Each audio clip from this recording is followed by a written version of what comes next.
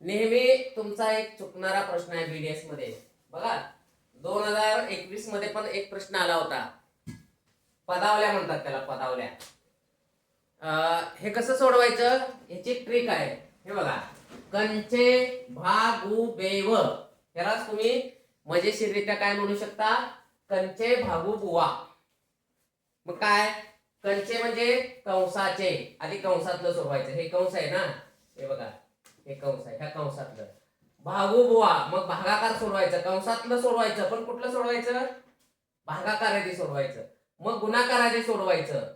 मग काय, बे, बे म्हणजे बेरीज, मग व म्हणजे वजाबाकी. ह्या क्रमानंच तुम्ही उदाहरण पदावलीचं सोडवायचं आहे, नाहीतर चुकणार आहे. कारण आपल्याला एक गणितामध्ये फॉर्म्युला असतो, त्या फॉर्म्युल्यानुसार आपण सोडवलं तरच ते गणिताचं उत्तर ते बरोबर येतं.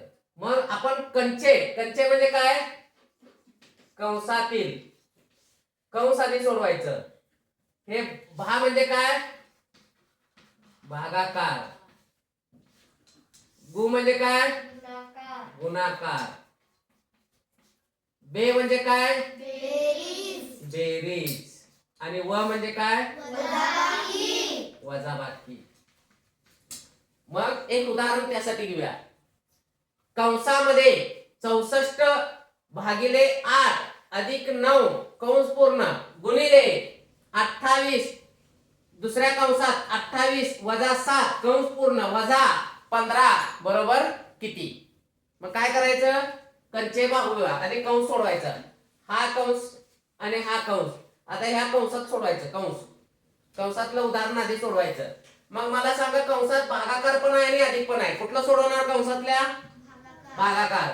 मग 8 × 8 8 8 64 बरोबर. मग कंसातनं 8 उत्तर आले.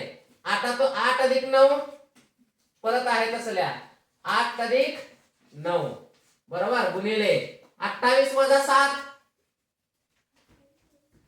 किती, 28 वजा 7 कंस सोडवल्यावर 28 वजा 7 21 वजा 15. आता हे दुसरं कंस पुन्हा सोडवा.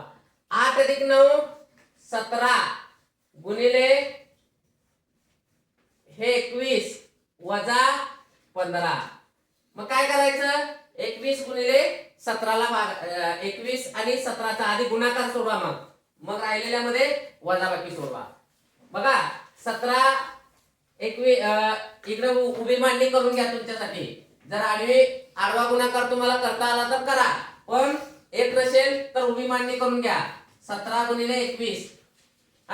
मग कसं सोडवणार, 1 7 7 1 1 1 0 2 7 14 2 1 2 आणि 1 2 1 2 ने 3 यांची बेरीज 7 5 3 357 बरोबर. मग याचं उत्तर किती आलं, 357 वजा 15.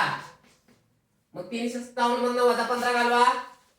7 5 गेले 2 5 4 गेले